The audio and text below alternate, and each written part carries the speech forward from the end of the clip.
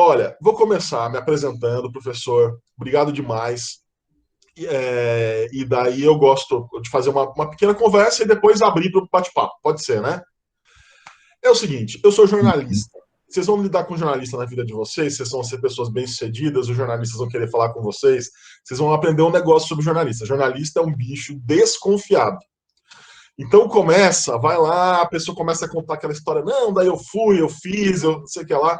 E a gente fica assim, tá bom. E assim, faz parte da profissão, a gente vai ficando desconfiado. Por quê?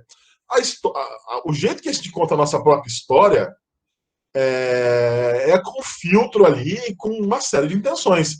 Tem gente até que piora a própria história, é engraçado, né? Não sei se vocês passam por isso. Quando vocês vão contar de vocês, vocês ficam com tanto medo de parecer, de se sobressair, que às vezes começa a se diminuir. Então, assim, as pessoas são péssimas para contar a própria história. A verdade é essa.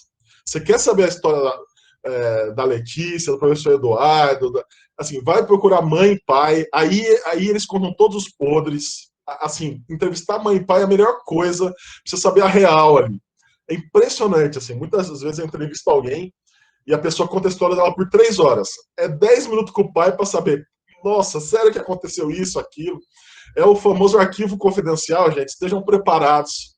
Observem a sua família, quem estaria no seu arquivo confidencial, porque uma hora proporcional ao sucesso que vocês vão ter na carreira, e isso vai acontecer. Mas como jornalista desconfiado, eu sou jornalista, eu trabalhei muitos anos eu sou formado na Unesp, também no interior de São Paulo, prima aí da USP, né? E em São Paulo eu trabalhei 7 anos no jornal Folha de São Paulo e quase 9 anos na editora Abril, entre as revistas Veja São Paulo e Veja. Na Folha de São Paulo eu entrei trabalhando na coluna social, coluna da Mônica Bergamo. Então eu ia para evento, etc. E comecei a fazer cada vez mais política, né? A coluna social hoje em dia o social ali, ele é muito amplo. Então comecei a entrevistar um senador, deputado, presidente da República, etc. E ir mais para essa área de hard news. Apesar de eu originalmente quis fazer jornalismo porque gostava de cultura. Sempre tem a bancada de quem quer fazer jornalismo porque gosta de esporte, tem sempre a turma da cultura e a hora da turma da cultura. E aí, na Folha eu trabalhei como correspondente em Nova York, cobri a eleição do Barack Obama desde antes das primárias até a posse, foi muito interessante. Depois fui para a revista Veja São Paulo, na área do impresso, e aí eu fui migrando para o digital, fui migrando para o conteúdo digital. E aí eu falo para vocês a desconfiança.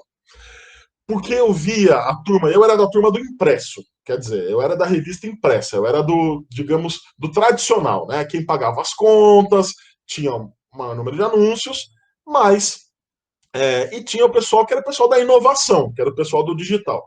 E uma coisa que eu percebia é que o pessoal vinha com os termos que eu não entendia direito, ninguém entendia direito, e as reuniões com as pessoas do digital elas eram muito frustrantes, porque começavam a falar um monte de jargão ali, e as outras pessoas se sentiam muito excluídas daquele papo, sabe?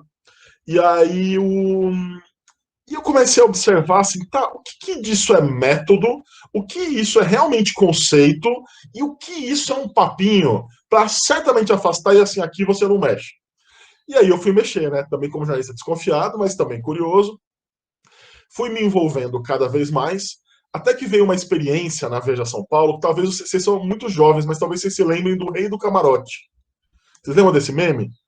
O Rei do Camarote surgiu na Veja São Paulo. Eu vou explicar para vocês. Foi feita uma capa da revista sobre. Vocês lembram da novela Avenida Brasil? A Avenida Brasil tinha a Suelen, que era a Isis Valverde, que era piriguete. E o termo piriguete ficou famoso. E aí o repórter foi fazer uma matéria sobre as piriguetes de São Paulo. Sou piriguete mesmo, e ninguém tem nada a ver com isso. E são as mulheres ali, algumas super bem-sucedidas, tal, que se assumiam piriguetes. E uma disse para ele assim: a matéria que você está fazendo é a matéria óbvia. A matéria que você tem que escrever é sobre quem banca tudo isso aqui, que são os caras que bancam os camarotes das baladas de São Paulo. Hoje as baladas estão enfraquecidas, né? Muito mais, não hoje com a pandemia, mas muito mais festa na rua, festa em lugares específicos, mas era uma época, estou falando de 2013, mais ou menos, em que as baladas de São Paulo, balada chique, assim, estava muito forte. E tinha a matéria chamava Os Sultões dos Camarotes, que era os caras que bancavam a noite e gastavam 50, 60 mil reais um carro numa noite. assim, equivalente para vocês beberem cerveja na Exalc durante 4, 5 anos e além. E aí a gente fez essa matéria, os sultões dos camarotes. E aí estava tendo uma aproximação do digital, tinha a turma do digital e a turma do papel, eu era da turma do papel, e aí o cara de vídeo, que fazia vídeo na área digital, falou, pô, isso dá um vídeo. E convidou uma das pessoas que aparecia na matéria, que era um cara que tinha Ferrari, era um rico da Zona Leste de São Paulo, para fazer, para aparecer e fazer a matéria Os 10 Mandamentos do Rei do Camarote. Eu gostava que na época ele falava várias coisas, tipo assim, tem que bancar isso, tem que bancar aquilo, é tudo caro. Daí uma hora ele falava assim, tem que ter um Instagram. Daí eu falei, pô, um ponto eu tenho Instagram, já tenho um passo em 10 para ser o rei do camarote. E aí a gente fez isso aí viralizou, fez muito sucesso, deu uma audiência enorme. Quem não conhece o vídeo, veja, porque é um vídeo muito interessante. Muita gente achou que era mentira, que o personagem era inventado, não era, o personagem era real. E ali foi o momento em que a revista se aproximou ali, o digital e o papel, e a gente viu, olha, dá para dialogar uma coisa com a outra. Tem um produto aqui que é a revista no papel, e tem um produto que é um vídeo, que deriva disso. Então, as coisas não eram concorrentes. A gente não precisava ter o site da Veja São Paulo ser uma coisa e a revista ser outra. Pode parecer óbvio hoje, gente, mas 7 anos atrás, isso era algo que era um tabu na redação. E aí eu fui me envolvendo, nessa época ali, eu fui me envolvendo mais com a estratégia digital e acabei me tornando uma pessoa da área digital, acabei migrando de um lado para o outro. E trabalhei na revista Veja, depois fui chamado para comandar o digital da revista Veja, que também é uma revista super tradicional, que precisava, uma revista de 69. Aliás, uma curiosidade, ela estreou em 11 de setembro de 69. Então, 11 de setembro é sempre uma data muito triste para a humanidade e aniversário da revista. E aí eu fui para comandar o digital da revista Veja, e estando lá, essa desconfiança que eu tinha no começo, uma vez que eu passei a barreira para ir para a área digital, que é uma barreira que eu acho que vocês não vão ter, porque os negócios que vocês entram já são digitais, ao fazer isso, eu sempre tive essa inquietação de pensar assim, o que dessa conversa? Tinha parcerias, ia para empresas, falando com startups, e eu sempre pensava, o que dessa conversa aqui é método, o que dessa conversa aqui é prática, e o que dessa conversa aqui é blá blá blá. É um papinho. Vou falar um termo que só eu e o Eduardo vamos saber, somebody love. Lembra, Eduardo? Fala assim, jogar um somebody love. Hoje em dia não se fala mais isso. E aí, um papinho assim. E aí eu falei assim, bom, eu estava interessado cada vez mais nisso, gosto de negócios, e fui fazer um MBA em inovação na FIA, que é uma instituição muito ligada à USP. Começou com professores da FEA. E fui fazer esse MBA, e aí você tinha estudo de inovação sobre a Netflix, sobre Uber, a Amazon, e as empresas brasileiras apareciam na nota de rodapé. De vez em quando falava alguma coisa sobre o iFood, o Nubank, etc. E eu, como jornalista, falei, cara, vou procurar ler sobre isso, vou procurar literatura, e não achei livro nenhum sobre isso. E aí tem um negócio, já que eu não achei livro nenhum sobre isso, encurtando a história, eu falei assim, eu vou fazer esse livro, porque eu quero mergulhar nas empresas e ver ali, da inovação brasileira, o que tem de real prática de gestão, de real método, que fez com que, numa década em que você tem a economia brasileira, quase nada prosperou, sabe, tirando Pet Shop e Farmácia e a JBS, não sobra muita coisa, que deu muito certo, você tem empresas ali que na área digital arrebentaram a boca do balão. Nossa, outro termo também datado, né, professor? Eu preciso me policiar falar com esses meninos aqui. Então, assim, só um parênteses, né? É engraçado, outro dia que um menino de 14 anos me escreveu dizendo que leu o livro.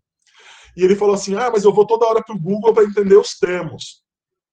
E eu falei, mas eu explico lá o que é disrupção, o que é Lean Startup, o que é Design Thinking. Ele, não, mas termos como fechar o bico. Eu falei, meu Deus do céu. Mas voltando aqui, o que acontece? Eu fui fazer esse livro e fui procurar ali, assim, qual que é o segredo dessas empresas que...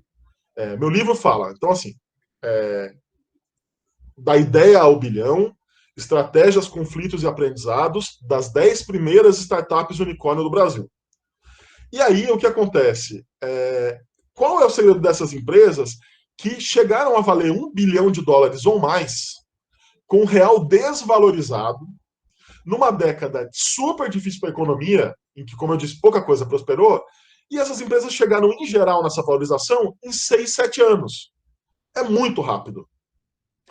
E aí eu também estava um pouco desconfiado com isso, de entender assim, cara, esse número é real? Como é que é feito o investimento? Como é que é estimado o valuation da empresa? Quem assiste Shark Tank, cara, é muito parecido com aquilo, né? Vai lá, assim, a empresa, valuation ali, né? O valor de uma empresa, ele é mais arte do que ciência. Se tem um pouco assim, é o valor entre o que o investidor acha que vale e o que o proprietário acha que vale. O investidor sempre quer investir barato, então ele quer comprar um pedaço, ele quer comprar 10%, ele quer pagar o menor número possível. E o dono da empresa quer vender pelo maior número possível. E aí é claro que a coisa é mais complexa, né? Não é igual o Shark Tank rapidinho.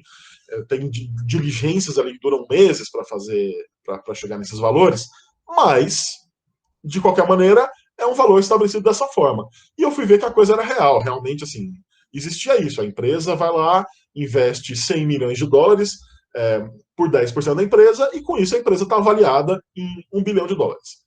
E aí, quais são as empresas que estão no meu livro? A gente tem a Arco Educação, que é uma empresa fantástica de Fortaleza, que usa muito a tecnologia da inteligência de dados para melhorar a educação, e é um sistema de ensino que está engolindo os outros. Está no Brasil inteiro. Tinha um preconceito forte por ser do Nordeste. Eles passaram por situações horríveis ali no começo, mas hoje em dia pensou a Arco-Educação, até porque para as pessoas mais bem informadas, educação de Fortaleza, tanto a privada quanto a educação pública em algumas cidades, é uma referência. O povo é papo a medalha, entendeu? No ITA, no IME, você tem um monte de gente de Fortaleza, não sei como é que é na Exalc, mas assim, na Unesp, quando eu fiz, não tinha muito, mas no ITA, por exemplo, tem muita gente de Fortaleza, então o ensino privado lá é uma super referência e público em alguns lugares, como a cidade de Sobral. Então tem a Arco Educação, o eBanks, que é uma empresa que está no cartão de crédito de muita gente, porque ela propicia, ela faz a ponte entre o pagamento. Se você quer pagar algo para o Airbnb, para o Spotify, eu, por exemplo, eu assino o Spotify, tá todo mês no meu cartão de crédito aparece o eBanks. E é uma empresa de Curitiba, é o único unicórnio do sul do país. Os outros todos que eu vou falar agora são do Sudeste. Daí tem o Gympass, que é um passe ali para usar várias academias, que acabou se estabelecendo como benefício corporativo. iFood, que um dos mais famosos. Log, que é logística, né? As pessoas entendem a Log como empresa que é meio Uber do motoboy, mas é muito mais do que isso, envolve navio, avião, caminhão, no transporte no Brasil inteiro. E nesse e-commerce, eles operaram em ritmo de Black Friday o ano inteiro, porque entregando ali o que as pessoas compraram. Daí você tem o iFood, a Movile, que congrega ali várias empresas digitais, inclusive tem a participação majoritária no iFood, o Nubank, que também é muito conhecido, o Quinto Andar, que é aluguel ali sem fiador e outras vantagens, outras inovações, a Stone, que é uma fintech, que muita gente entendia como empresa de maquininha de cartão, e agora na pandemia viram que eles são muito mais do que isso, tanto que a ação, ela deu um tobogã no começo, e eles têm ação na Nasdaq, né? E de repente ela bateu todos os recordes, é uma empresa que chegou no susto da pandemia a valer na bolsa na Nasdaq em Nova York 6 bilhões de dólares, e a última vez que eu olhei estava valendo 18 bilhões de dólares. É uma empresa sensacional, é o maior dos unicórnios brasileiros, apesar do Nubank ser o mais famoso, e o Nubank faz tempo que a gente não tem uma atualização da valorização, mas de quanto vale a empresa. Mas, até onde se sabe, a Estônia é o maior. E eu falei o que então dá, acho que eu falei tudo, deixa eu ver. Login. Isso, perfeito. Deixa eu voltar com o meu product placement.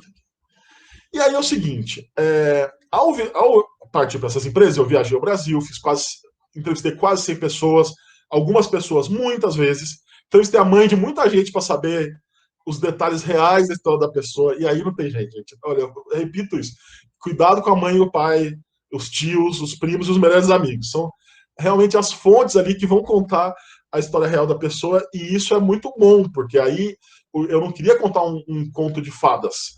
Queria saber da história qual que é a realidade. E a realidade por quê? qual é, assim, eu não sou jornalista de ficar fuçando o lixo de ninguém, não quero saber da vida íntima de ninguém, mas saber das trajetórias pessoais e do que realmente aconteceu para a empresa, para que seja mais, para que esses métodos sejam mais conhecidos por todo mundo. E isso tem um fator que é o seguinte: esse primeiro time é um time muito elitizado. Se você olha, tem algumas pessoas de classe média, média alta, mas a maioria é gente de classe A, que já tinha uma grana e tinha dinheiro para ir para a Universidade de Stanford, para o MIT, para Harvard, onde, especialmente Stanford, onde a inovação, onde assim, Vale do Silício ali, onde as coisas estavam, essas práticas e métodos estavam ali pulsando e de uma maneira mais forte. E aí, dentro do esse primeiro time foi lá buscar a inovação que não estava aqui, estava lá. Só que agora essa inovação está vindo para cá. O meu livro é uma forma de difundir isso, mas a própria presença das empresas é uma forma de muito funcionário de empresa está aprendendo a fazer e indo montar sua própria startup, empreendendo. Aliás, assim, muitos que você conversa têm essa ambição, querem fazer a sua própria startup e resolver os seus próprios problemas. E aí eu falei, poxa, esse livro vai ter uma função de ajudar a conectar as pessoas na nova economia. Conectar estudante, quem está se formando, conectar profissionais que, como eu, também trabalhavam numa área tradicional e quiseram fazer a ponte. Para minha carreira, eu vou começar agora no novo, depois desse, eu pedi demissão da revista Veja para fazer o livro, né? E agora eu vou ingressar num novo trabalho. Para mim, assim, minha vida mudou profissionalmente. Assim, o jeito que eu vou pensar em contratar, em treinar, em liderar, mudou completamente depois dessas conversas. Assim, muitos conceitos que eu tinha, eu mudei, e eu vou falar um pouquinho sobre o que são esses conceitos e o que são essas práticas. Mas antes eu queria falar umas coisas curiosas, assim, que ao fazer o livro, todo mundo me perguntava: como é que é o escritório do Nubank? Como é que é o escritório do iFood? Como é que são esses lugares? Hoje em dia está todo mundo em casa, mas assim, a verdade é que eles são muito curiosos mesmo. E eu acho interessante a curiosidade das pessoas. E eu começo o livro fazendo um panorama ali, contando alguns exemplos. Então eu conto, por exemplo, que se você chega na Móvel, tem um bicicletário ali, você chega de bicicleta, no vestiário para você tomar um banho, tem o chuveiro em forma de Darth Vader no banheiro dos homens e R2D2 no banheiro das mulheres, personagens de Star Wars. Se você chega no Ibanks em Curitiba, tem open bar de paçoquinha. Então, em todos os andares que você vai, tem assim um monte de paçoquinha para comer o dia inteiro. Eu não sei o que esse povo come tanta paçoquinha. Mas tá lá. Assim, eu acho divertido ter outras coisas para comer também, mas paçoquinha nunca vai faltar. Daí você entra no iFood, por exemplo, tem dia ali certo de levar o cachorro ganha crachá, com foto, com kit. É um negócio fora de série. Você entra na Stone, por exemplo, que é uma empresa muito diferente, uma das mais interessantes ali do livro, você chega, tem um sino na recepção. E esse sino é uma coisa que, assim, quer desistir, é só tocar o sino. É uma ideia ali que remete à Marinha Americana, ao grupo de elite da Marinha Americana, que é o Navy SEALs. Tem até um livro chamado Arrume Sua Cama, que é um livro muito bom. E aí, o sino está lá dizendo assim, é muito fácil desistir. Tá aqui, é só tocar o sino, mas não desista, continue em frente. Que é o mesmo recado ali do Navy SEALs, eles importam para a empresa. Então, assim, você tem coisas ali muito curiosas. No Gym Pass, por exemplo, tem bebedouro que jorra whey protein. Você quer tomar whey protein geladinho, você vai lá, sai o whey protein. Só que, assim, o que eu falo no livro é que quem busca... atenção, alerta para expressões antigas, Eduardo, professor Eduardo. Quem procura nisso a essência do unicórnio vai estar tentando achar chifre em cabeça de cavalo, que a gente usava assim, né, coisa que era inventar moda, e não é inovação. Quem olha para essas coisas achando que aí está a essência do unicórnio, isso aí é a parte do verniz, da graça, do humor, né? Mas a cultura está em outra coisa. E aí eu começo o livro já mostrando essa parte mais engraçada, porque quem é fã do escritório do Google, que tem todinho o dia inteiro, essas coisas, Pebolim, tem em todos os lugares, enfim, hoje em dia também tem muita empresa, né, que tem isso, PlayStation, etc. Mas quem acha que está no PlayStation a inovação, E muita gente acha que tá. Vocês vão ser chamados para a empresa, que vocês vão olhar a empresa, vocês vão ser entrevistados pelo chefe, pelo RH, vocês vão olhar assim, olha, a parede grafitada, olha, tem PlayStation. Cara, isso não é sinônimo nenhum de modernidade. Tá todo mundo copiando a casca. E a outra coisa que muita gente faz é trazer a tecnologia para dentro. Então, assim, vai lá, contrata, aumenta a equipe de TI. Também não é só trazer a tecnologia para dentro. Uma empresa inovadora hoje em dia, para estar nesse caminho da digitalização, ela tem que digitalizar a cabeça, sabe? É assim, antes da inteligência artificial, tem que acabar com a burrice natural ali, que é uma coisa que guia muito as empresas. E tem uma pessoa que eu entrevistei para o livro, que ela me deu, eu falei assim, o que é uma startup, né? Porque eu posso falar aqui, assim, o conceito de startup tem alguns conceitos um pouco diferentes, mas o conceito que eu dou é assim, é uma empresa iniciante que busca criar soluções barra resolver problemas por meio da tecnologia, de uma maneira repetível e escalável, e lucrativa. Mas tem outras maneiras de definir startup. Mas ele me fala o seguinte, ele falou, a diferença entre uma startup e uma empresa tradicional, no mau sentido do tradicional, a startup, ela vê uma cobra, ela vai lá e mata a cobra. Uma empresa tradicional, ela vê uma cobra, ela cria um comitê de cobras para discutir a origem da cobra, onde vai, não sei o que. E esse pensamento mais resoluto, essa dinâmica de trabalho, é que faz essas empresas serem quais são. E aí eu falo para vocês, gente, como jornalista desconfiado que nas entrevistas eu ouvi muitas coisas que eram também assim, que depois eu fui checar direito, não eram bem assim, né? Às vezes o cara ali, o empreendedor, doura um pouco a pila. Não, aqui todo mundo, aqui a liderança é assim assado. Mas, para cada pessoa que eu entrevistei em on, eu entrevistei alguém em off. E não é em off, assim, inimigo da empresa para destruir a empresa. Não, é para trocar uma ideia com a pessoa e, e saber assim, tá, isso é assim? As pessoas se sentem dessa maneira? Ou essa só é a visão do rei do camarote ali, de quem é o empreendedor? Todo mundo se sente assim? Existe mesmo abertura para isso?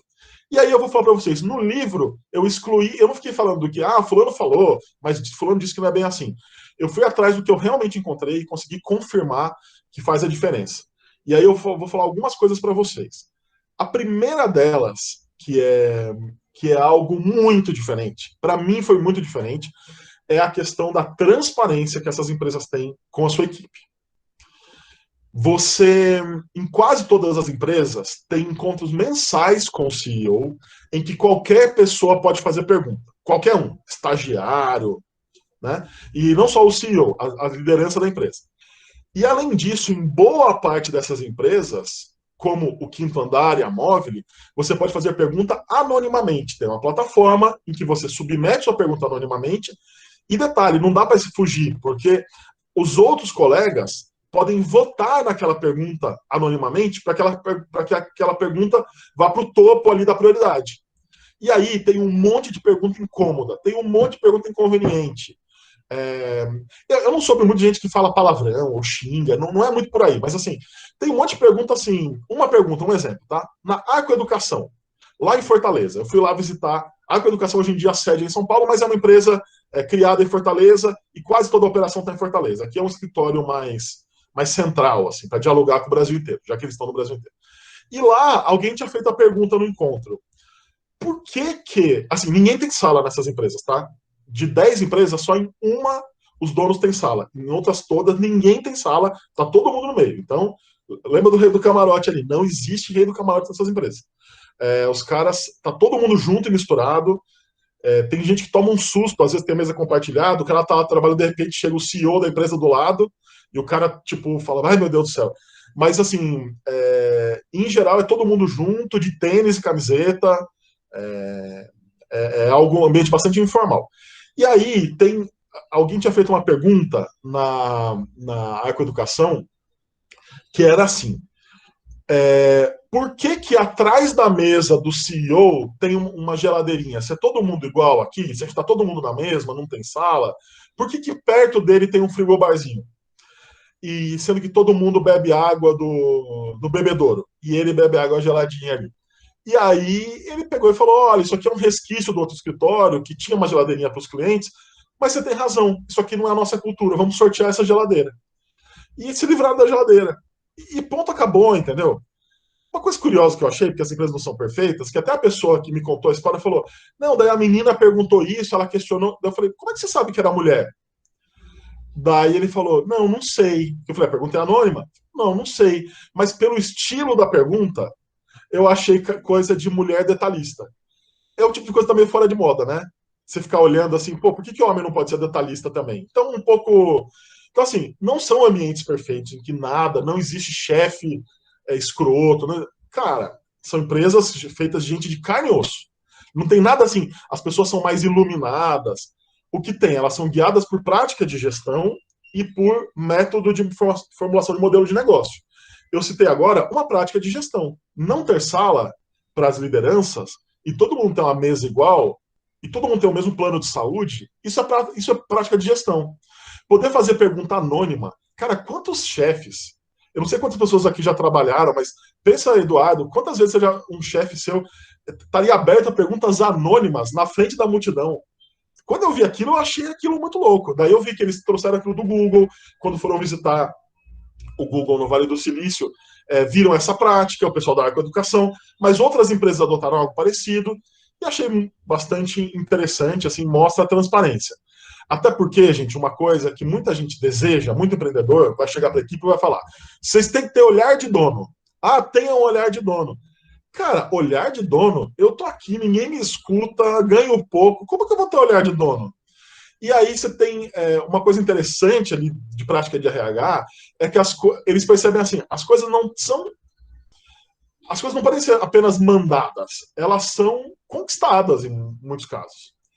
E aí tem uma questão de autonomia que dialoga com isso que também é prática de gestão. Exemplo do Jim Pass, que eu achei também uma coisa muito louca, assim, muito inovadora.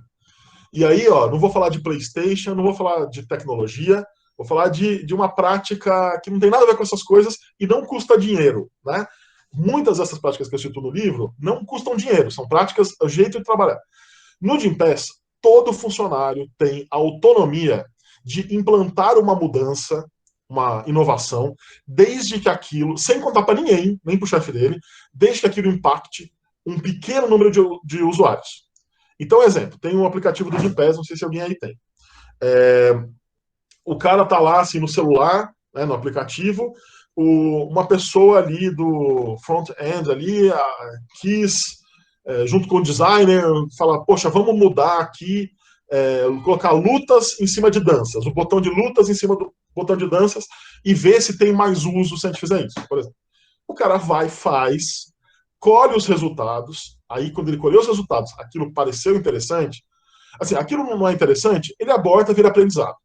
Aquilo pareceu interessante, ele leva para a chefia e fala: vamos testar com o maior número de usuários? Aí o chefe dele direto, o gerente ali, aumenta um pouco o escopo. E você vai aumentando, até que você faz um grande teste com 10% dos usuários.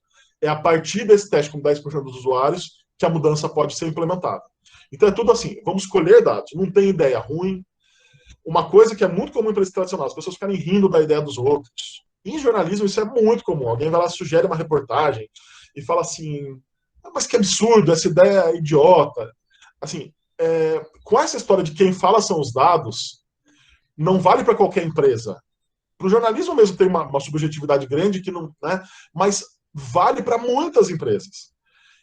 Quando quem fala são os dados, as diferenças ali entre as pessoas vão ficando. Ah, se pressupõe que o estagiário é não sei o quê, ou se pressupõe que essa pessoa só fala besteira. Não, não se pressupõe nada, tem dado para mostrar. Então, é o exemplo de prática de gestão que faz uma empresa inovadora. Algo também que é um conceito na Móvel que eu acho sensacional para falar sobre velocidade, sobre você testar o tempo todo, é a questão, eles fazem uma analogia sobre os transatlânticos e os jet skis. Essa analogia está começando a ficar famosa, não sei se vocês já ouviram, mas eu acho essa analogia perfeita, que é assim, uma empresa, conforme ela vai ficando grande, vai ficando mais difícil ela sair correndo e fazer mudanças ali, implementar mudanças. Ah, eu vendo a R$ 20, eu vou começar a vender a R$ 25 do nada, né? Mas o que eles falam assim?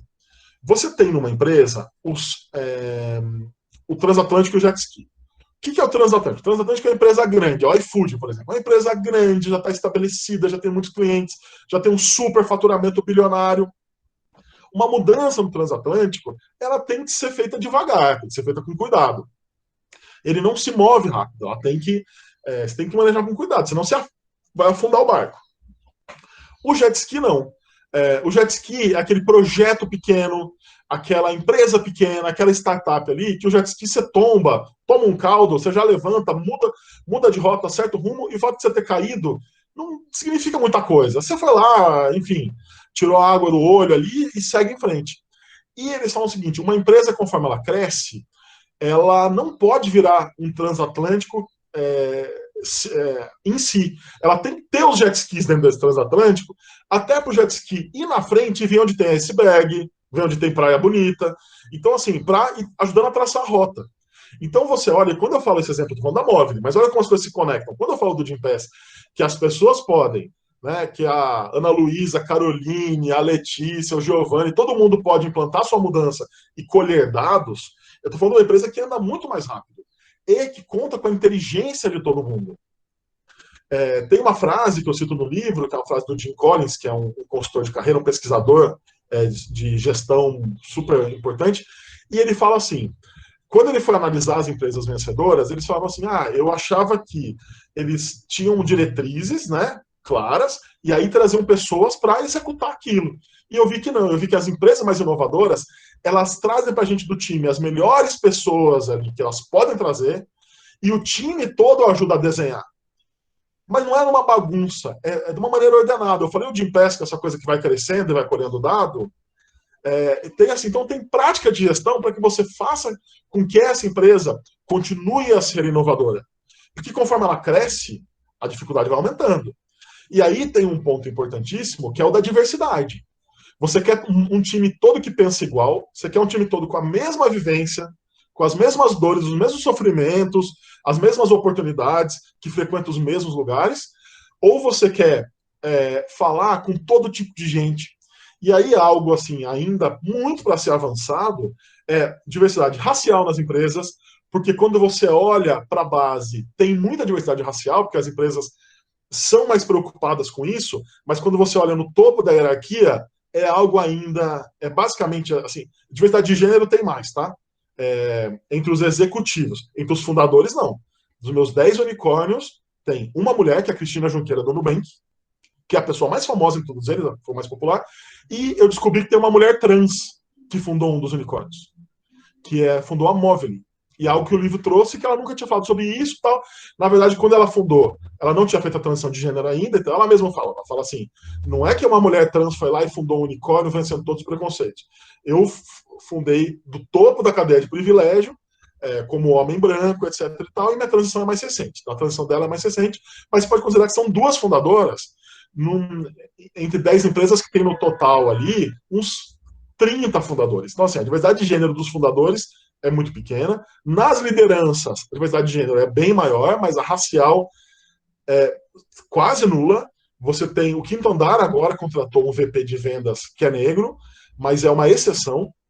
No livro eu falo que eu só encontrei um cofundador de startup que está prestes a virar um unicórnio, que é negro, que é o Robson Privado, da Madeira Madeira.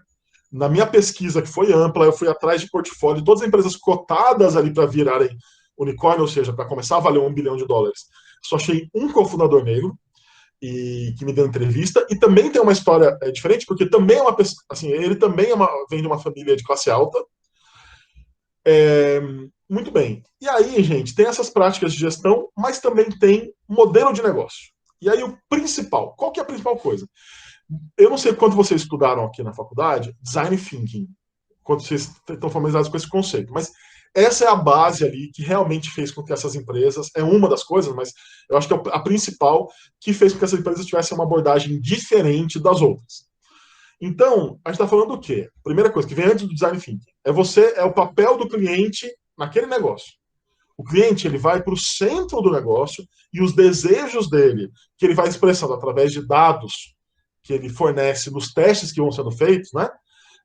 Os desejos dele vão guiando como você vai construir o negócio. E aí o meu primeiro capítulo é sobre o Quinto Andar, porque eu acho o exemplo mais claro disso. O que uma imobiliária faz? Como nós vamos ganhar dinheiro?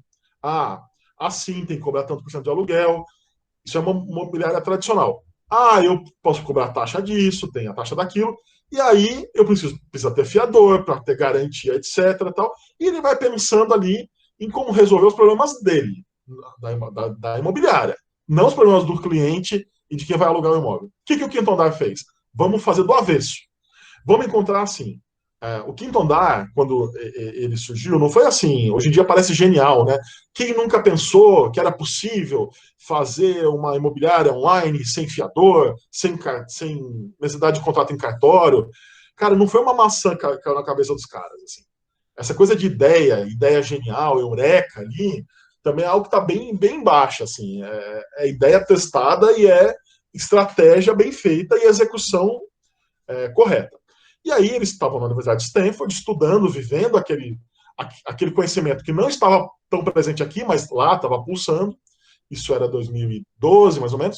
E aí falaram assim: vamos fazer um negócio no Brasil? Vamos. Foram para uma sala, pegaram uma lousa e escreveram: o que enche o saco no Brasil? E começaram a pensar um monte de coisa ruim no Brasil. Até que algum deles falou assim: alugar um imóvel. Alugar um imóvel é chato porque tem que achar fiador, seguro fiança, cheque calção, ir para o cartório, um monte de burocracia. As fotos são meio nojentas. Você entra lá no Zap Imóveis, tem foto ali com aquela toalha pendurada no box, aquela tampa de privada levantada. Vamos melhorar isso aí. Então, assim, eles pegaram a jornada do cliente do que é ruim, primeiro no achismo deles, depois com pesquisa que fizeram, e aí fala, tá bom, a gente vai pensar em como resolver cada problema. E como é que eles resolveram a questão de não ter fiador? É um misto ali deles, por serem uma empresa digital, que é repetível, escalável e tal.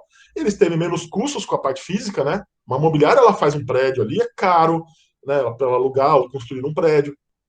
Eles vão entrando na parte... eles não têm esses custos fixos ali que uma imobiliária tem. E aí eles têm, por outro lado, uma inteligência de dados que ajuda a prever quem vai ser bom pagador. Isso tem um lado ruim, que é uma coisa um pouco excludente, né? Não é todo mundo que é aprovado no quinto andar.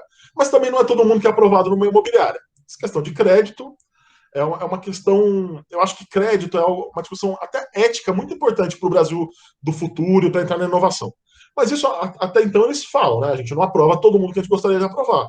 O Nubank também não aprova todo mundo que gostaria de aprovar no cartão de crédito. Então, assim, tem essa questão que eu acho que talvez você tenha mais discussão sobre isso. Mas o Quinto Andar, com isso, ele leva pouquíssimo calote, é muito raro ele levar um calote.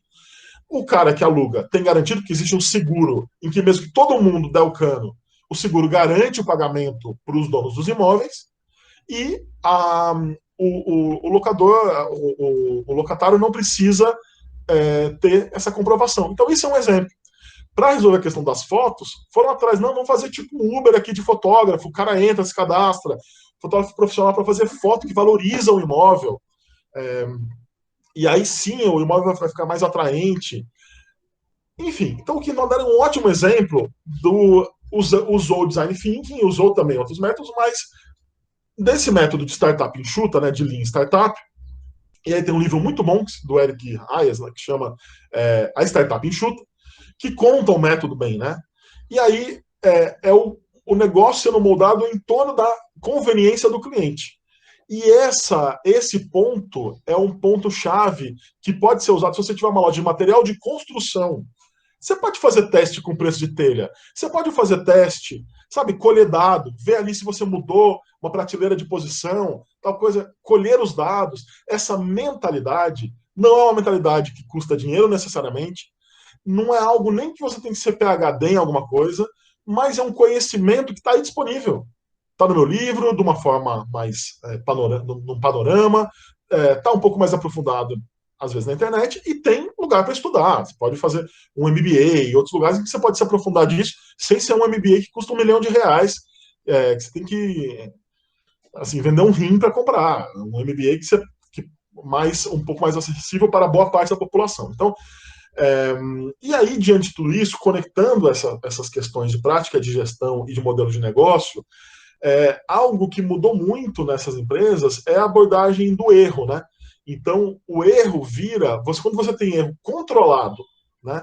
Você sabe o risco que você está correndo, você sabe quais são as hipóteses, você não fica aquela coisa assim, o intuitivo, a pessoa que é brilhante, porque ela tem o cabelo verde, então ela é mais inovadora que os outros, necessariamente, tal, não sei o que lá. Não, você tem ali, tem uma abordagem do erro em que você colhe dado, erro vira aprendizado, sabe? A coisa vai virando adubo para o que vai seguindo. Então, colhe o dado, organiza o dado. Essa abordagem está mudando a mentalidade das empresas. E aí, quem se dá bem numa empresa dessa, diante de tudo que eu falei? Pessoas que são flexíveis, assim, o cabeça dura, em geral, pode até ter uma função ou outra que ele vai se dar bem, mas a habilidade cada vez mais que as pessoas gostam é a flexibilidade. E aí, outro dia eu estava fazendo um evento com o CFO do iFood, que é o Diego Barreto, que é um cara que se destaca muito na inovação, está escrevendo um livro, e ele falou assim, eu vou entrevistar uma pessoa e pergunto, qual que foi a tua grande realização? Assim? Se a pessoa falar, eu passei em primeiro lugar na Exalc, não sei o quê, ele fala, tá, legal, mas assim, não é isso que eu estou procurando. E se a pessoa fala, pô, eu fiz uma vez uma gincana, que eu fui ali, ajudei, consegui uma doação assim, consegui emprestado ali o salão para fazer uma festa, consegui, etc. Ele falou, eu quero pessoas assim. Então, essa característica do empreendedor, ela não está presente só no chefe, no dono, no empresário. É uma característica que se busca para a gente de todas as funções. Porque antes, na empresa, ela tinha que se preocupar em ter um percentual de líderes. Hoje em dia, a empresa quer todo mundo que tenha esse ímpeto de liderança para que ela, na raiz, ali, nos capilares ali, consiga ser o agente da mudança, consiga ser o agente da transformação. E muita transformação importante vem da base da hierarquia. O caso do Jim Pass, que eu relato no livro, para a gente concluir aqui a minha parte da fala, o Jim Pass era uma empresa que não estava dando super certo. Assim. Eles tentavam ser começaram ali, eles queriam um passe avulso para você ir na academia um dia. Eu quero treinar hoje, eu compro hoje. E aí, depois eles foram mudando, virou passe mensal para vários lugares, para uma rede de academias e tal, até que um e-mail que chegou e a secretária leu, falava, era uma empresa, a consultoria PricewaterhouseCoopers, dizendo, gostaria de saber se vocês funcionam como benefício corporativo, porque em vez de eu ficar reembolsando a academia para todo mundo, eu quero pagar ali como benefício corporativo, daí eu já fico tranquilo, não preciso lidar com um monte de nota fiscal de um monte de lugar, e tenho só um fornecedor. E aí os caras olharam e falaram assim, pô, essa ideia é boa, vamos fazer. Fizeram, foi um sucesso, e viram que era um caminho para eles ganharem dinheiro, e se transformaram como benefício corporativo. Hoje eles têm empresa que tem 50 mil cadastrados ali no benefício. Então, assim, a empresa se reinventou dessa forma e, rapidamente, quando ela achou o modelo de negócio, ela expandiu, está em 14 países. Se não fosse a pandemia, estaria já na Ásia, eles estavam prontos para ir para a China ou para a Índia. Então, agora eu falo para vocês, quantas empresas, ou quantas vezes na vida de vocês, a oportunidade não ficou perdida na caixa de e-mail? A oportunidade não ficou ali esquecida, né, numa empresa. Eu falo para jornalismo, gente. Alguém quer fazer uma denúncia, e eu já dei furo de reportagem atendendo o telefone, era uma pessoa que eu nunca ouvi na vida, e a partir daquilo eu fui investigar e confirmei a informação. Isso acontece em qualquer empresa. A super oportunidade, ela pode estar na caixa de e-mail. Só que a pessoa que leu, eu falei secretário, eu não me lembro se era secretário ou estagiário, mas era uma pessoa ali que não era dos menores salários da empresa, né? Uma empresa que na época tinha seus 80 funcionários, era um dos menores salários da empresa, e a pessoa leu o e-mail. Essa atitude não exige dinheiro, não exige MBA em Stanford, ela exige mentalidade empreendedora, no sentido de estar sempre ligado, aproveitando as oportunidades. Tem um nome para isso hoje que é meio feio, que é intraempreendedor, que é o cara que dentro da empresa ele também é empreendedor, mas eu também chamo de empreendedor mesmo. O cara está lá, ele é um gerente ou ele é um analista, e desde o começo ele está querendo ajudar a buscar caminhos, entendendo também que vai ter a parte burocrática, vai ter a parte, né? Todo mundo tem, lançar nota do sistema, sempre tem essas coisas, mas ele não vai se preocupar só com as pendências e também vai olhar para as tendências e vai ajudar a ser líder. E dizem que dois bicudos não se beija. Eu vi empresa cheia de bicudo, tá todo mundo feliz. É isso, gente. Foi um prazer essa primeira parte. Excelente, Daniel. Muito bom. Muito bom.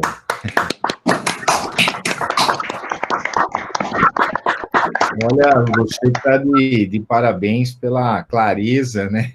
A construção ali mental, né? Sua fala realmente é privilegiada. Parabéns mesmo, viu? Muito, assim, vem as coisas, né, rapidamente, você vai contando, muito instigante aqui para todos nós.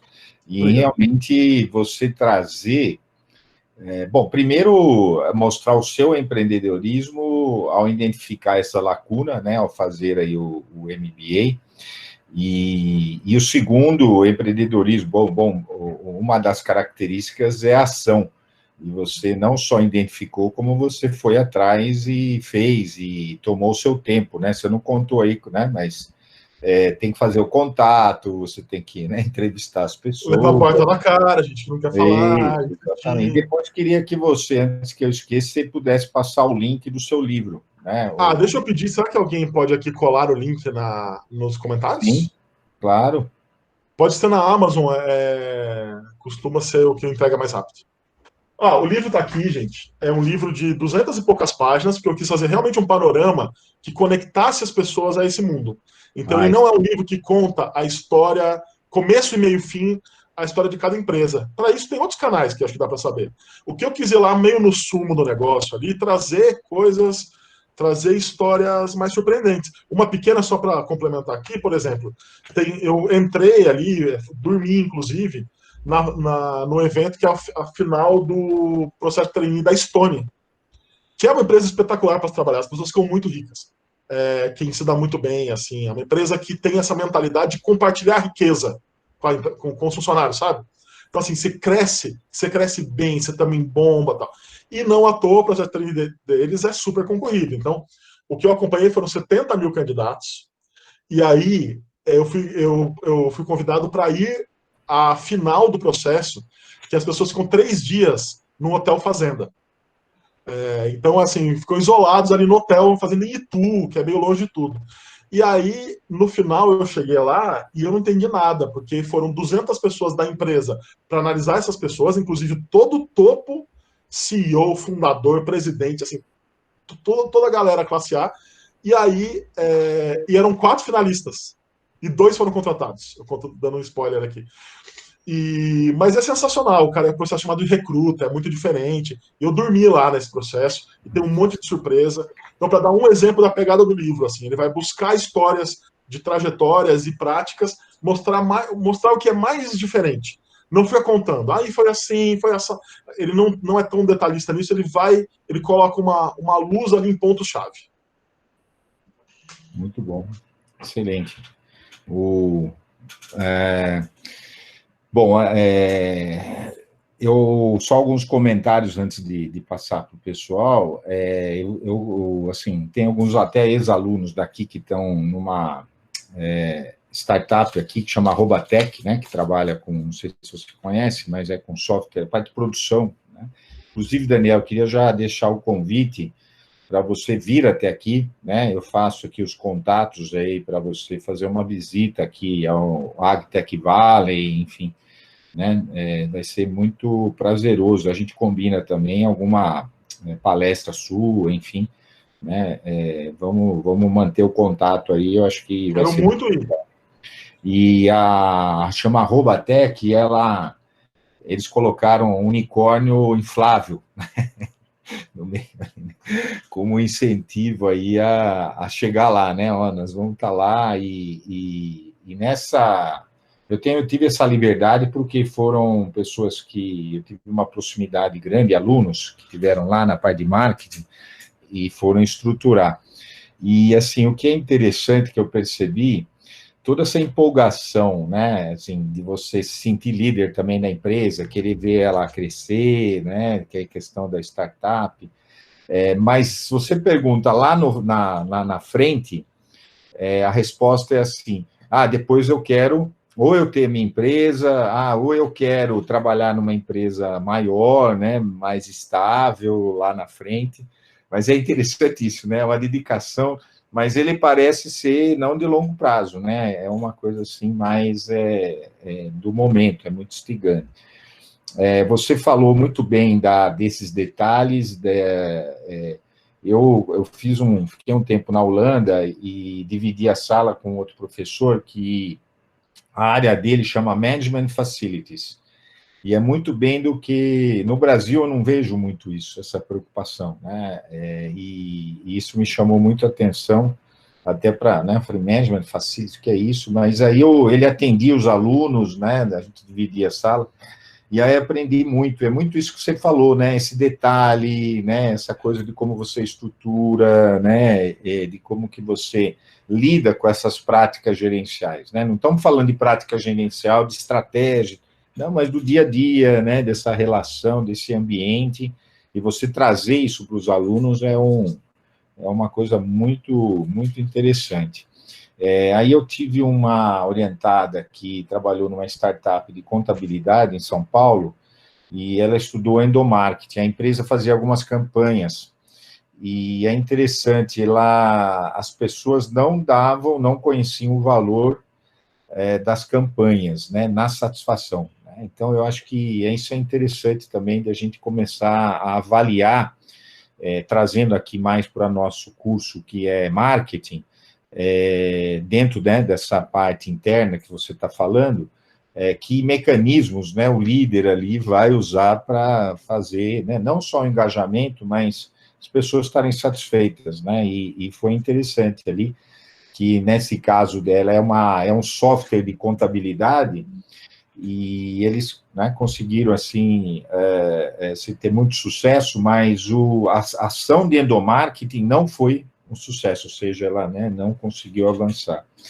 Essas outras técnicas, como você falou, do design thinking, a gente fez um encontro dos ex-alunos. O curso aqui, Daniel, é muito recente, de administração, é o último, né, a ser criado aqui dentro da Exalc, é toda a tradição, né, da escola de agronomia, de mais de 100 anos, e o curso de administração é um bebê, né, perto disso. E os alunos, a gente fez um encontro, até, acho que foi o primeiro, né, que a gente teve esse feedback de como que estão os alunos no mercado. E uma coisa que eu fiquei impressionado são essas ferramentas, né? Tudo que você falou, estamos aplicando a ferramenta. Eu vi, a gente até estava usando aqui o Trello para desenvolver projetos, e aí um dos alunos até implementou isso dentro da Ultragás. E a Ultragás não conhecia, e ele falou, não, olha, então é tanto isso aqui de dentro da universidade para fora, quanto de fora, né? Mas eu vejo muito, quer dizer, isso não está no projeto pedagógico do curso, né? Acho que, de alguma maneira, a gente vai ter que trabalhar isso aqui, ou criando, que tá difícil criar disciplina dentro da Exalc, ou trabalhar com essa experiência que, como você, né, está vindo, outra pessoa está vindo também, mais para falar sobre essas ferramentas. Aí eu acho que interessantíssimo. Só uma brincadeira aí, né? A gente percebe quando a gente fala assim, a pessoa antenado, e a pessoa fala conectado, né? O antenado já diz que, né? Como é que chama aquele do Netflix, o Letterman, né? Eu assisto, às vezes, algumas entrevistas dele, e aí uma das frases que ele sempre começa com uma frase, né? E na entrevista ele solta umas piadas, faz a brincadeira, aí ele fala assim, as minhas piadas são de 1995, só para caracterizar, ou seja, só ele dá risada. Deixa o que mais aqui. E a gente vai ter uma competição, eu até incentivar. Você falou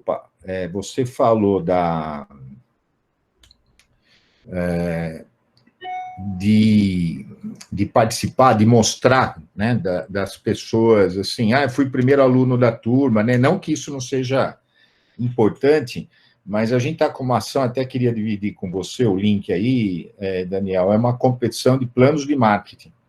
E legal. Eu queria reforçar de novo, né, o plano de marketing que eles estão fazendo aqui pode ser inscrito, já tivemos inscrição da Poli, da SPM, e eu queria muito, né, e daqui eu não recebi ainda, então eu queria muito incentivá-los, dei até uma premiação aí para o primeiro, para o segundo, e eu acho que esse tipo de iniciativa, né, Daniel, dentro aqui da universidade, de competição, de tudo, é a cartão de visita, né? Você isso nos Estados Unidos é muito comum, né? Esse tipo de ação, até as empresas fazem a seleção lá, né? Elas participam como avaliadores desses projetos, e aí eles entrevistam, né? Aqueles que eles gostaram mais, né, ali. Então, a gente está mudando a forma de relação entre o aluno, né, o futuro profissional, com as organizações, que é o que você trouxe aí.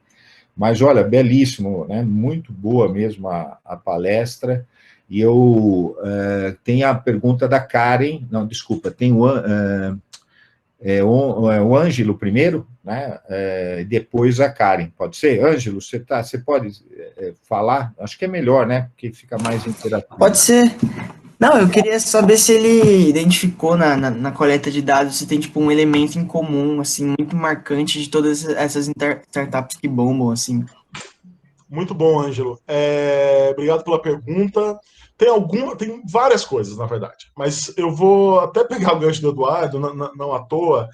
Algo comum é o seguinte, eu não sei, um filme que eu gostei muito de assistir, acho que vocês eram novinhos ali quando passou, era o filme A Rede Social, conta a história do Facebook.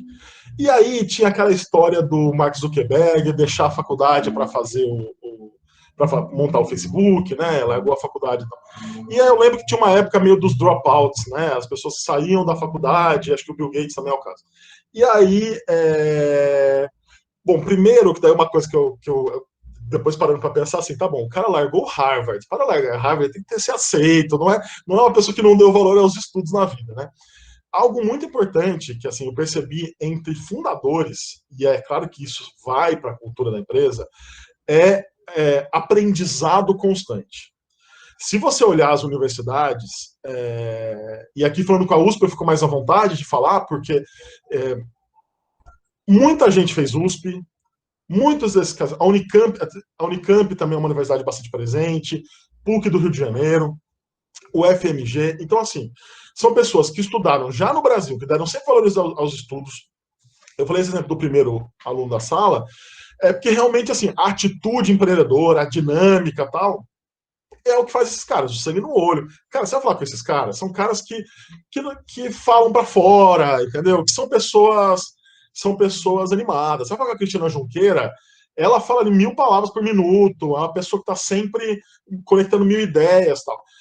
Mas algo em comum é a vontade de aprender constante. E isso passa pela universidade, estudar aqui no Brasil. A grande maioria fez boa universidade, não é todo mundo. Tem gente que fez universidade super mal avaliada no MEC, mas é um caso ou outro, né?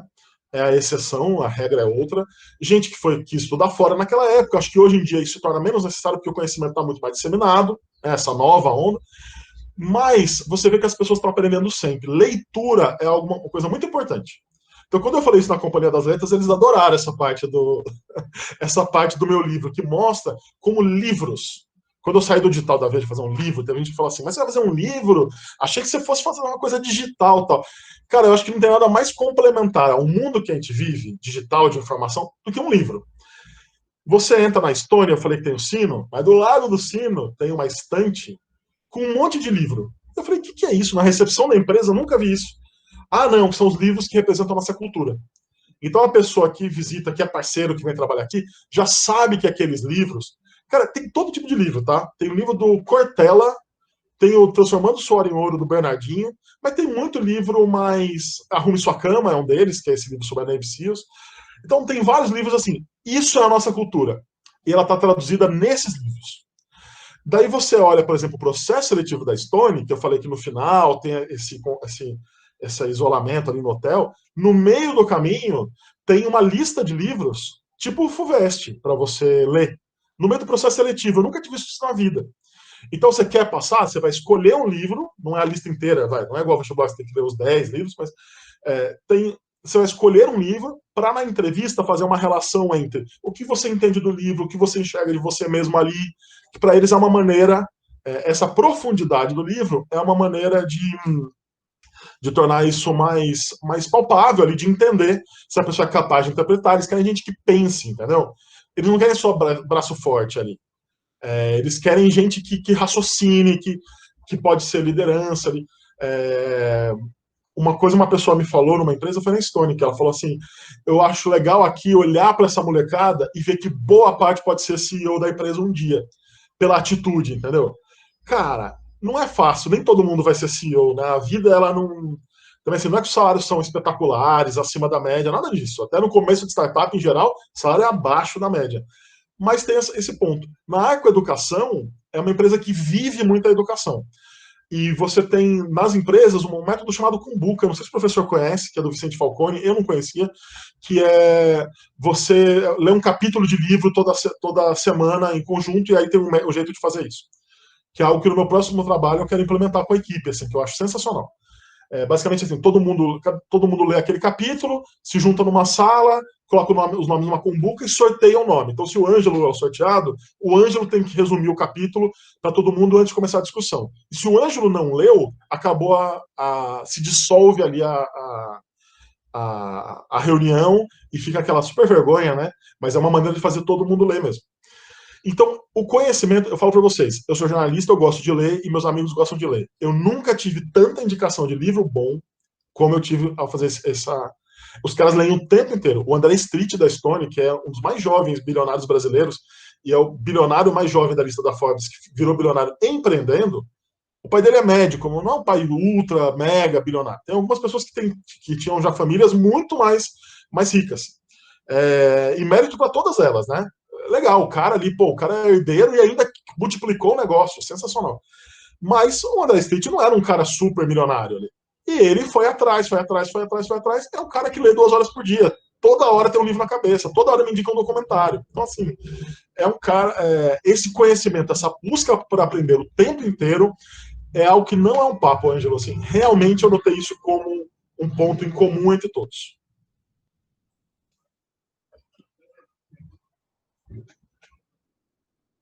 Excelente. Só um comentário aí, na verdade, eu até ia né, depois, se puder, no final, você já adiantou que você está com outro livro, né? Depois queria que você, no finalzinho, falasse aí dos seus planos aí futuros. E do Falcone, isso é muito bom. Um livro, o Falcone, não sei aqui se os alunos conhecem, mas ele é, né, um consultor de muito sucesso aqui no Brasil. E esse hábito de leitura é importantíssimo. Eu, quando lecionei no INSPER, né, que agora é INSPER, né, uma época era IBMEC, né, ficava lá na Maestro Cardim, no começo, e a gente tinha muito forte isso do livro, né, era mais ou menos isso que você falou. Até sugestões, cada professor fazia. Agora a gente vai ter um break, praticamente vai começar as aulas só em abril, porque vai ter um período aí de algumas disciplinas reporem, né, principalmente as que são mais, depende do laboratório, e a leitura, né, então eu entrava nas férias e aí eu, né, já tinha lá a sugestão de leitura. Então esse hábito de leitura que você colocou, realmente é importantíssimo. É o hábito, né, de tudo que a gente falou, né, de empresa, da questão da gestão, mas esses hábitos que os alunos precisam desenvolver ao longo aqui, né? E nós estamos falando com uma turma de primeiro ano, né? Precisa desenvolver esses hábitos. Eu queria reforçar a sua sugestão, é muito boa. Então, agora vamos passar para a Karen, por favor. Karen, pode falar. Bom dia, prazer em conhecê-lo, obrigado por ter vindo conversar com a gente. A minha pergunta é porque, enquanto você estava explicando sobre as diferenças superficiais, digamos assim, que existem nos jogos, as comidinhas e tal, eu pensei em que tipo de diferença eu acredito que no nosso contexto faz sentido e gostaria de saber se no contexto empresarial faz sentido também e se você já viu uma prática dessa, que seria a questão de uma conversa em grupo, de um debate, de uma certa terapia. A gente teve uma palestra já em outra disciplina com uma especialista em psicodrama, então eu fiquei pensando se você já viu alguma coisa desse tipo nas empresas e se isso realmente faz uma diferença ou não. Karen, é um excelente ponto, porque é um ponto certamente que essas empresas têm que evoluir bastante junto com todo, acho que todo mundo percebeu, especialmente depois desse ano, que saúde mental não é brincadeira. O próprio Gympass é uma empresa que se reinventou muito agora na pandemia. Imagina, a rede de academias, né, o negócio deles, de uma hora para outra, estava trancado, né, a academia só agora está voltando, tal, mas eles criaram muito serviço, inclusive terapia online, falando como serviço. Boa parte dessas empresas ofereceu para os seus funcionários serviço de terapia tal durante a pandemia, algumas já ofereciam no começo. Mas eu vou falar para vocês, eu acho que é preciso reforçar isso, porque esse ambiente de startup que cresce rápido, eu falei que você tem que ser flexível, tem que ser dinâmico, tem que ser... Poxa, o empreendedor vai lá, recebe a pergunta anônima, também não é fácil, porque a pergunta anônima pode atingir outras pessoas, não só a liderança, né? Outras lideranças ali de outros escalões. É um ambiente bastante estressante, viu? Assim, e eu acho que muitas vezes a história do PlayStation e tal, às vezes ela tá ali até para mascarar um ambiente em que a pessoa tá ali, cara, assim, trabalha-se muitas horas, né? Trabalha-se mais do que numa empresa, na média de uma empresa tradicional. E eu conversei com pessoas que não gostaram. Inclusive, eu cito no livro. O meu livro é um livro, assim, ele foi considerado um livro otimista, tal, por ser um livro de histórias vencedoras. Mas tem alguns anti-cases ali. Tem um cara, por exemplo, que foi do RH do Gimpass, que ele fala, não quero mais, não gostei, aprendi muito, legal, mas não é para mim. Então, assim, é um ambiente que, assim, o que significa ser flexível? Significa que eu tô ali na minha área, de repente alguém tá dando palpite na minha área e eu tenho que saber lidar com isso. Não é todo mundo que tem essa característica. E outra coisa, não é todo mundo que tem essa característica. E é muito difícil alguém ter essa característica o tempo todo. Você está sempre aberto a que a tua área chega lá assim, tá lá, a Letícia faz de um jeito, chega a Karen, o Eliezer vai lá e fala assim, Letícia, acho que na tua área você tem que fazer o contrário. E eu, inclusive, já colhi uns dados para mostrar o que você faz. E assim, isso rola numa reunião, sabe? E aí eles falam, não pode ficar com melindre, até dentro da log, o logo, que eu não sei se eles continuam com esse lema interno, eu não cito isso no livro, mas era sem mimimi, sem mimimi. Eu acho complicado a história do sem mimimi, entendeu? Porque eu acho que alguns choros você tem que escutar ali, né? Tipo, o mimimi, eu acho que é uma coisa que está sendo ressignificada. Então, assim, eles buscam as pessoas mais duras na queda. A verdade é essa, assim, é o que eu notei. Agora, nem toda empresa é igual. Tem lugares ali, assim, a cultura dessas empresas, apesar de serem muito dinâmicas, tal, por exemplo, você chega a impressão que eu tive da Agroeducação, por exemplo, que é uma empresa, me pareceu uma coisa extremamente conciliadora, um ambiente de muito diálogo. Todas as empresas de conhecimento têm muito meetup, né? Então, sabe o que é meetup? Vão lá vão pessoas. Até uma ótima oportunidade para trabalhar nessas empresas é ir aos meetups, viu, professor? A Agroeducação abre os meetups para as pessoas. Meetup é assim, vai lá o professor Spears e vai uma outra startup dividir experiências. Vai lá uma startup de Florianópolis dividir experiência com o pessoal. Então, esses encontros que eles fazem são encontros interessantes para conhecimento, ambiente de descontração. E a Agroeducação tem um ambiente que parece quase o palco do Altas Horas, sabe? Todo mundo em volta, é muito gostoso. E o dia que eu fui, tá lá, começa o negócio, vai chegando gente. Daí a faxineira que estava limpando, eu cheguei antes, estava limpando, ela deixou a vassoura, juntou com todo mundo também assistindo. Cara, eu tenho 40 anos de idade, eu trabalho desde 13, então 27 anos trabalhando. Cara, sabe quando que eu vi uma faxineira parar e se juntar as outras pessoas para qualquer coisa? Nunca. Então, assim, eu acho que eu estou citando o exemplo da ACO, me pareceu uma empresa que, apesar de ser muito dinâmica, com metas muito altas, tal, me pareceu um ambiente mais conciliador. Tem ambientes, apesar de também ser agressivo em algum aspecto. A Agroeducação tem uma coisa, por exemplo, que acho que mostra isso. Você pode ser chamado para contratar o seu chefe, isso é muito comum lá. Então, por exemplo, a Karen é uma ótima analista, você está pronta para ser promovida a gerente, mas a área da Karen agora vai ter que ter um diretor. E não dá para a Karen. Ou então, assim, vai ter que ter um gerente de América Latina e a Karen não fala espanhol.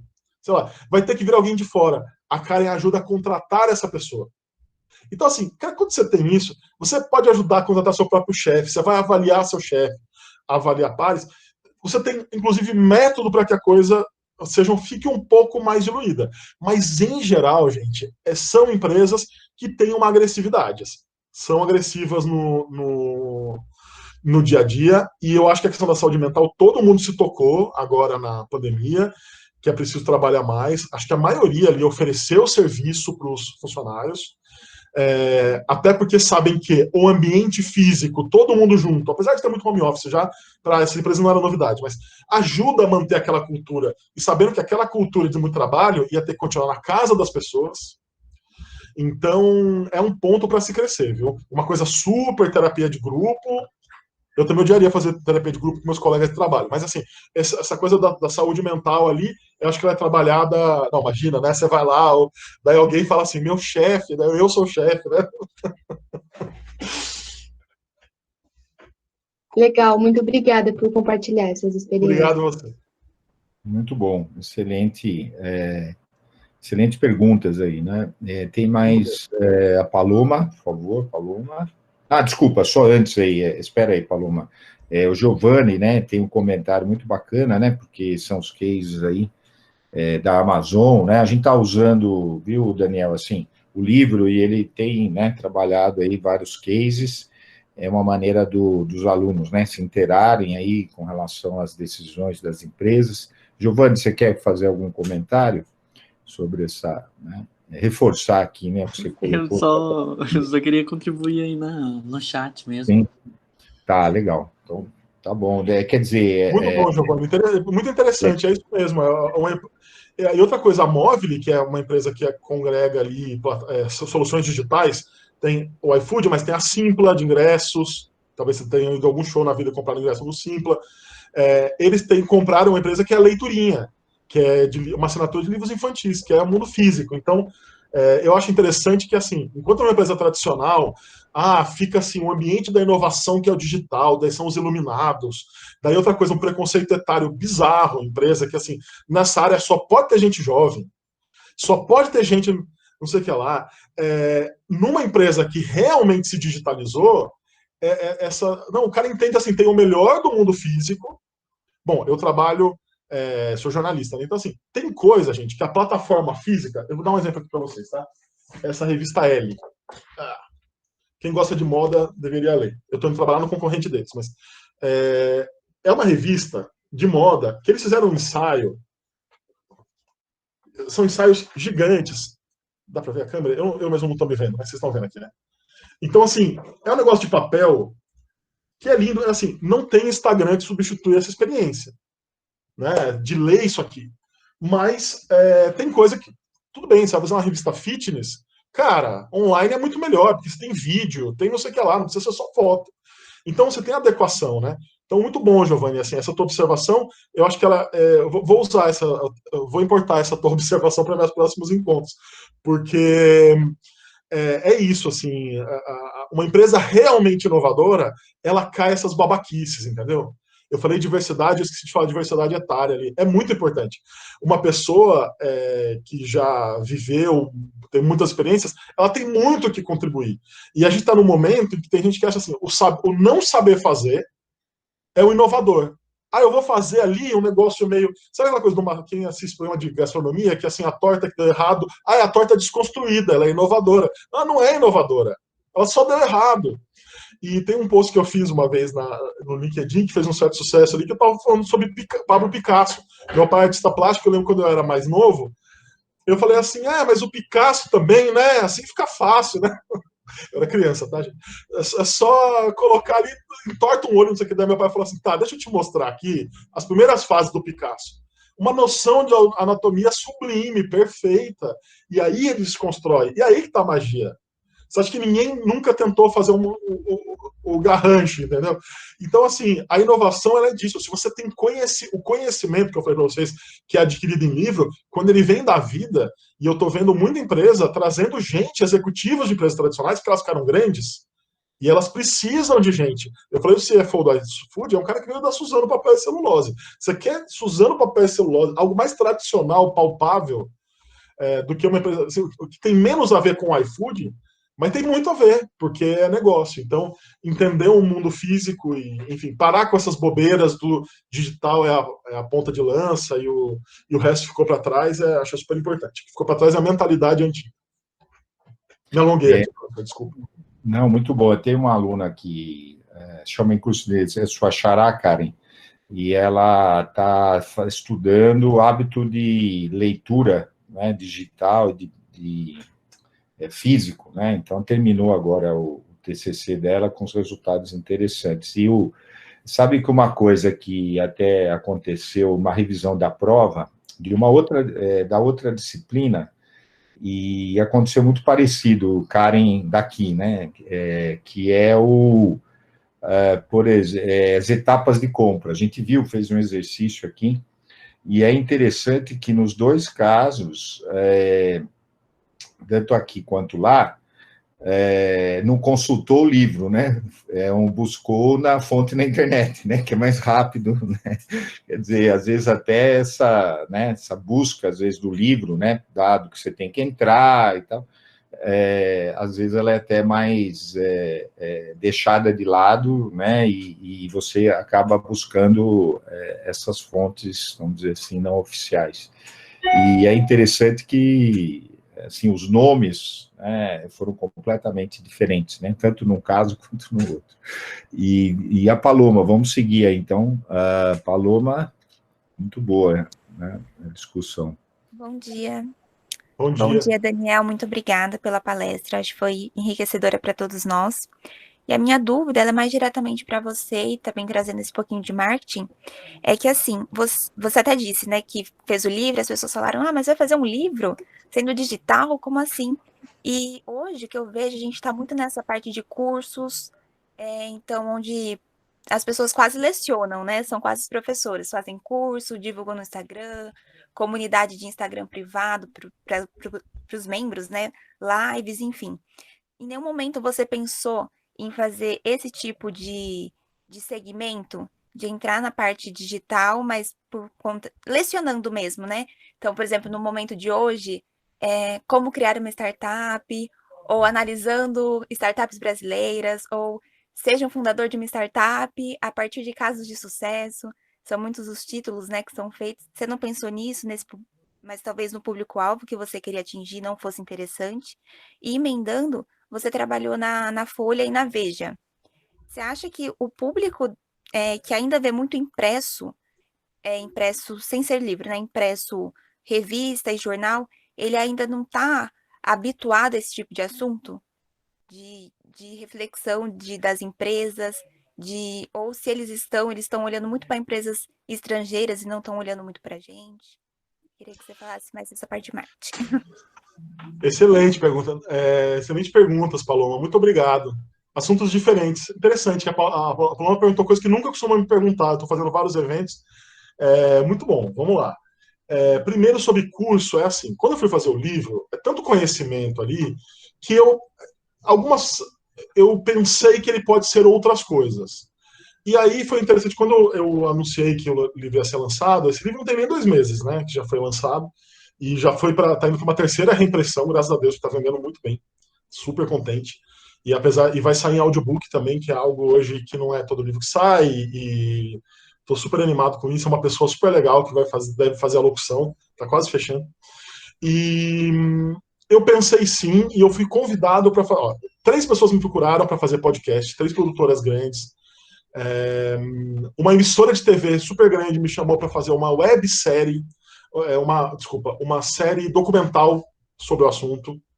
Mas como eu já aceitei um emprego no Grupo Globo, não vai dar para eu fazer. Mas os podcasts eu tinha pensado em fazer, e aula também. Aula eu devo fazer no ano que vem um curso na Casa do Saber. Estou dividindo para vocês aqui, mas é algo que não está assinado ainda, mas me convidaram para fazer. E uma sequência de 10 cursos, e cada um deles a gente vai destrinchar mais um unicórnio e falar sobre um conceito. Então, assim, um dia vai falar o quinto andar e design thinking, outro dia, entendeu? É esse tipo de... Um dia sobre recursos humanos e a MOVE, por exemplo. E assim deve ser, com a participação de pessoas que estão no livro, deve ser muito legal. E, aliás, me sigam no Instagram, que eu vou colocar aqui, que eu vou dar mais informações sobre isso e sobre subprodutos do livro e eventos. Professor, pode divulgar no LinkedIn o concurso aqui, que você... Aqui está o meu arroba do Instagram. Professor, você está com o seu microfone desligado. Eu olhando... Não, tá certo. Claro que pode aí divulgar, por favor, Daniel. Obrigado, Giovanni. Isso ontem participei de um evento, congresso, e na sessão que eu estava, aconteceu exatamente isso, né? Quem ia fazer a âncora, né, do nosso painel estava com o microfone desligado, aconteceu do gato, né? Tinha um gato ali, né, que né, na moça, né, da casa apareceu, né, pulou assim em cima, né, na frente dela, ou seja, tudo isso, né, nesse ambiente... Professor, mas tem algo que eu presenciei, que eu fotografei, não vou compartilhar a foto, mas eu fiz uma consultoria durante a pandemia, e tem uma pessoa que apareceu de cueca Verdade. Não fechou o negócio. E aí isso era lenda urbana, não sei o que, eu falei assim, não, eu vi. É uma pessoa bastante importante. Mas uma coisa que eu ia dizer para a Paloma é o seguinte, então teve essas conversas, isso de fazer podcast, etc. Eu adoro podcast, já fiz na Veja, tal, eu era ali chefe do digital, mas uma coisa que eu acho, Paloma, assim, tem duas coisas importantes. Uma é o meu lugar nessa história. O meu lugar nessa história é de jornalista. Eu não criei startup nenhuma. Eu não fui do RH de empresa nenhuma. Eu não contratei nenhum desses líderes. Eu sou um repórter, um jornalista, e o conhecimento que eu quero dividir é como jornalista. Então, assim, e isso eu falo por quê? Não, e a outra coisa, depois eu puxo o raciocínio. E a outra coisa é assim, eu acho que hoje tem muita gente nessa área de inovação, então, querendo vender coisas, querendo vender um super curso, eu arrasta para cima e vem, né? Arrasta para cima e eu vou levar o seu dinheiro. E eu acho isso muito preocupante, porque, assim, cara, conhecimento é coisa séria. E eu fiz um livro de 210 páginas, não porque eu não tinha material para fazer mais, deu muito mais trabalho fazer esse livro curto. Eu tinha material para fazer uma enciclopédia, entendeu? Mas eu falei, para quê? Eu tenho que preocupar com o tempo das pessoas. Tenho que preocupar com o tempo da Paloma, do Ângelo, do Giovanni, da Karen, da Letícia, todo mundo. E aí eu fiz um livro conciso, em que eu falei, cara, esse livro aqui a pessoa não precisa... eu acho que é o tempo que a pessoa vai... que um estudante ou que um empreendedor tem para esse livro. É claro que não é que eu estou deixando de fora coisas ali que eu acho que também são... Tem coisas que eu acho que são importantes, mas que são fundamentais. Não, o que está fundamental está aqui. Mas como jornalista, eu estou acostumado a ser conciso.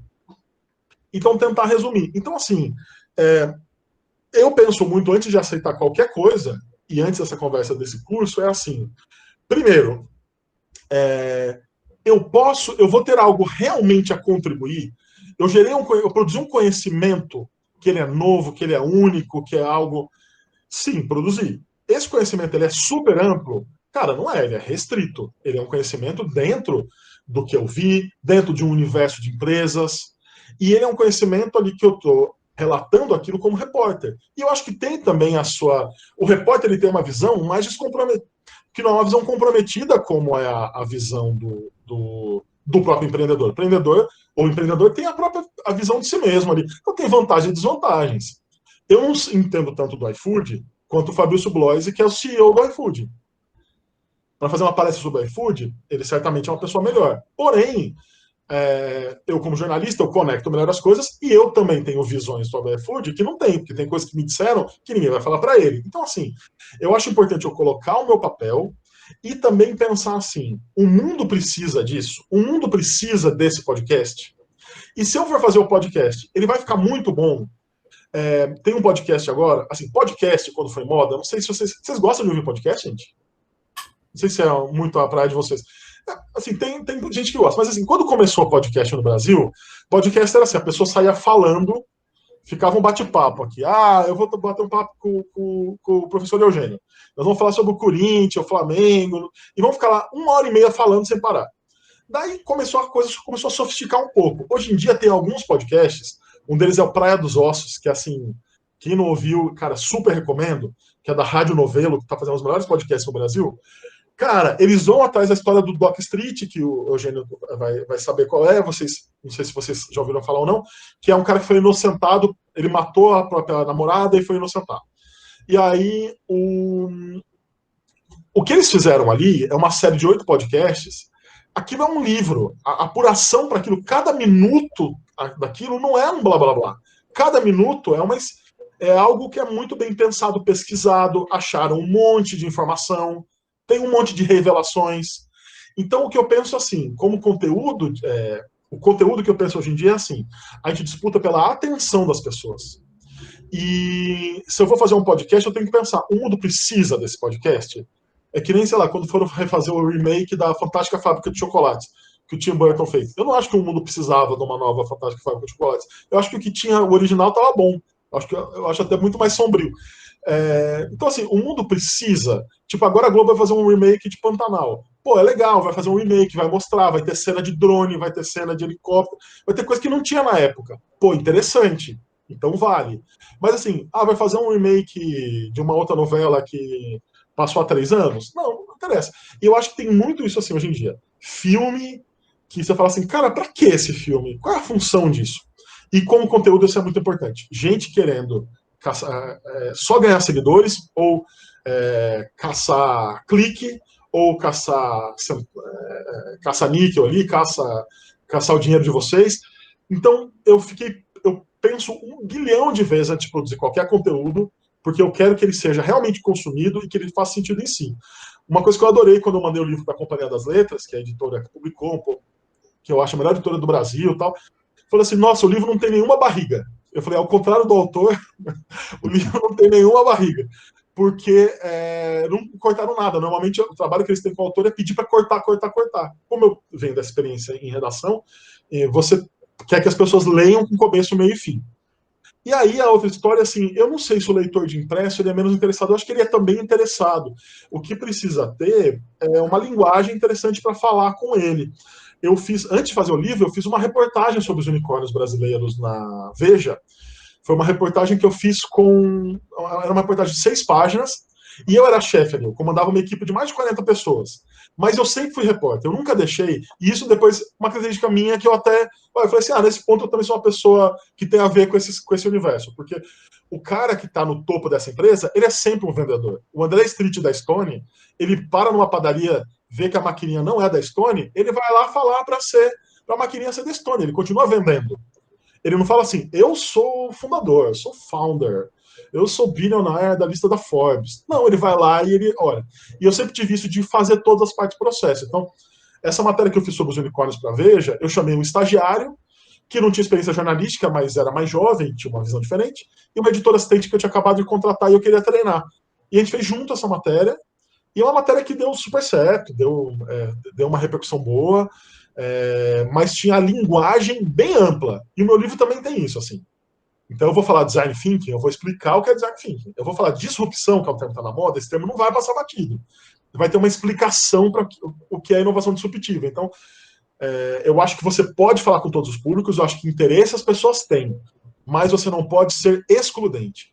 E tem uma coisa muito importante, professor, que hoje em dia, que cada vez mais é importante, e com a pandemia se fala muito, que é a divulgação científica, né? A importância de fazer divulgação científica. Para a divulgação científica, você tem uma certa entropia ali de algo que você vai perder. Para divulgar, você vai ter que generalizar, às vezes, um pouco mais, simplificar alguns conceitos.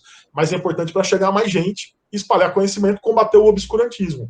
E eu vejo também, dentro da divulgação científica, a divulgação da tecnologia.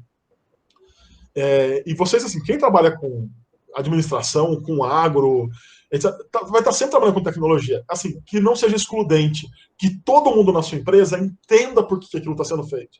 Que não fique assim, comitê de inovação, gente, se for transitório, olhe lá. A inovação tem que passar para todo mundo entender, entendeu? O que é aquilo. Quando eu falo para vocês da faxineira que veio e sentou junto no meetup, eu não estou falando de um detalhe. Eu não coloquei aquilo porque é bonitinho. Eu coloquei aquilo porque é uma reflexão de uma cultura em que as pessoas entendem o que elas estão fazendo. Elas sabem, o trabalho dela é com limpeza. Tem gente que trabalha com marketing. Mas todo mundo meio sabe o que está fazendo ali dentro, entendeu? Para que serve que aquilo é uma empresa de educação e que o objetivo é levar a educação. Então, respondendo que eu falei bastante, mas concluindo aqui, resumindo, acho que existe público que quer aprender e quer saber, mas tá na hora da gente parar assim de... avó, você não entende disso. Não, a avó entende. Cara, os idosos com aplicativo hoje em dia estão fazendo um monte de coisa. A pessoa, quanta gente, terceira idade, quarta idade, está criando conta no Nubank que entendeu que é mais fácil, ou então teve que se virar ali com compra do Rappi, do iFood, para poder comer na pandemia. As pessoas querem, mas a gente tem que parar com o discurso excludente. Esse negócio da diversidade, né, de você aproveitar, né, tudo o potencial, né, que a diversidade proporciona. Daniel, nós estamos aí com o tempo já, né, infelizmente, né, tá muito gostoso o papo, realmente surpreendeu ali, né, a maneira como você conduziu, e muito obrigado por ter dedicado esse tempo aqui, né, com a gente, e tenho certeza que todos aproveitaram. A gente tem aqui